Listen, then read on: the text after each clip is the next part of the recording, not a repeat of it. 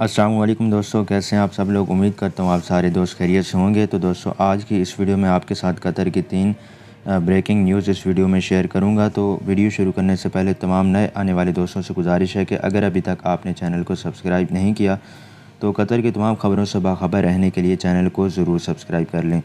تو چلیے دوستوں، ویڈیو کو سٹارٹ کرتے ہیں۔ تو سب سے پہلی جو خبر ہے وہ یہ ہے کہ انڈین ایمبیسی دوحہ نے اپنے ایک بیان میں یہ جاری کیا ہے کہ جس میں کہا گیا ہے کہ انڈیا اور قطر نے دونوں ممالک کے مابین سفر کو آسان بنانے کے لیے ایک معاہدہ، ایک ایگریمنٹ کیا ہے۔ یہ ایگریمنٹ 18 اگست 2020 سے 31 اگست 2020 تک ویلڈ ہے۔ تو انتظامات کے مطابق انڈیا اور قطر دونوں کیریئرز کو ہندوستان اور قطر کے مابین پروازیں چلانے کی اجازت ہوگی، یعنی کہ 18 اگست سے انڈیا سے قطر کے لیے اور قطر سے انڈیا کے لیے پروازیں چلانے کی اجازت دے دی گئی ہے۔ تو ایسی پروازوں میں درج ذیل جو ہے اسپیشل کیٹیگریز کے لوگوں کو لے جانے کی اجازت ہوگی۔ سب سے پہلے انڈیا سے قطر کے لیے قطری شہری، اس کے علاوہ کوئی بھی جو ہے انڈین شہری، ہندوستانی شہری جن کے پاس کسی بھی قسم کا قطری ویزا ہو اور وہ صرف قطر کے لیے ہی مقصود ہو۔ اور اس کے علاوہ متعلقہ ایئر لائنز کے لیے یہ یقینی بنانا ہوگا کہ ہندوستانی مسافروں کو ٹکٹ اور بورڈنگ پاس جاری کرنے سے پہلے ہندوستانی شہریوں کے لیے مخصوص ویزا زمرے کے ساتھ قطر میں داخلے کے لیے کسی بھی قسم کی سفری پابندی نہ ہو۔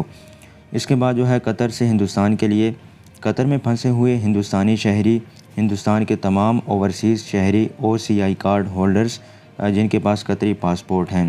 اور اس کے علاوہ دوستو 30 جون 2020 کی وزارت داخلہ امور MHA کے رہنما خطوط کے تحت کسی بھی قسم کے ہندوستانی مشن کے ذریعے جاری ویزا رکھنے والے قطری شہری، تو دونوں اطراف کے نامزد ایئر لائنز کو اپنی ویب سائٹس، سیل ایجنٹس اور عالمی تقسیم کے نظام GDS کے ذریعے ہر سمت، ہر طرف ہندوستان اور قطر کے درمیان ٹکٹ فروخت کرنے کی اجازت ہوگی۔ تو دوستو یہ تھی پہلی خبر۔ اب بڑھتے ہیں دوسری اپڈیٹ کی جانب۔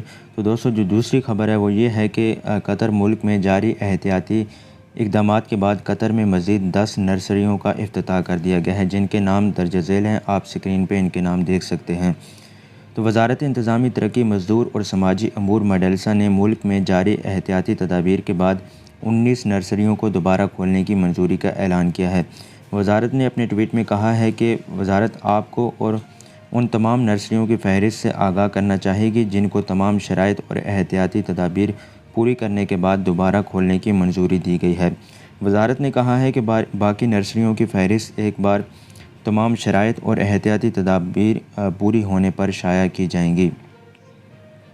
تو وزارت نے جن نرسریوں کو دوبارہ کھولنے کے لیے منظور کیا تھا ان کے نام یہ ہیں جو کہ آپ سکرین پہ دیکھ سکتے ہیں۔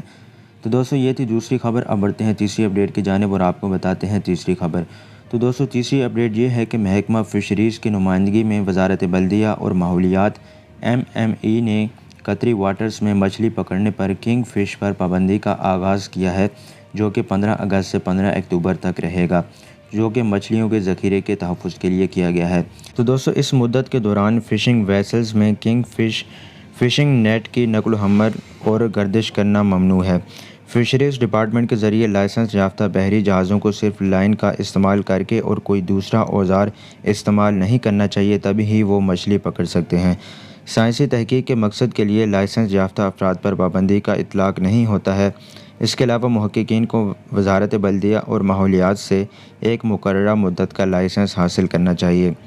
اس کے علاوہ اس موسم میں ماہی گیری پر پابندی عائد کرنا مچھلیوں کے ذخیرے کو محفوظ رکھنے اور سمندری زندگی کے تسلسل کو یقینی بنانے کا ایک کامیاب ترین طریقہ سمجھا جاتا ہے، اور یہ عقلی ماہی گیری کے انتظام کے لیے ایک مناسب طریقہ بھی ہے، کیونکہ ماہی گیری کی روک تھام یا اس کو کم کرنا تحفظ کی سمت ایک مثبت قدم ہے اور اسٹاک کی ترقی کر رہا ہے۔ تو دوستو یہ تھی قطر کی آج کی 3 بریکنگ نیوز۔ تو امید کرتا ہوں کہ آج کی یہ ویڈیو آپ کے لیے مفید ثابت ہوئی ہوگی۔ تو اس ویڈیو کو لائک شیئر ضرور کیجیے گا اور چینل کو بھی سبسکرائب کر لیں۔ آپ سے ملیں گے نیکسٹ ویڈیو میں، تب تک کے لیے دیں ہمیں اجازت اور اپنا بہت خیال رکھیے گا۔ اللہ حافظ۔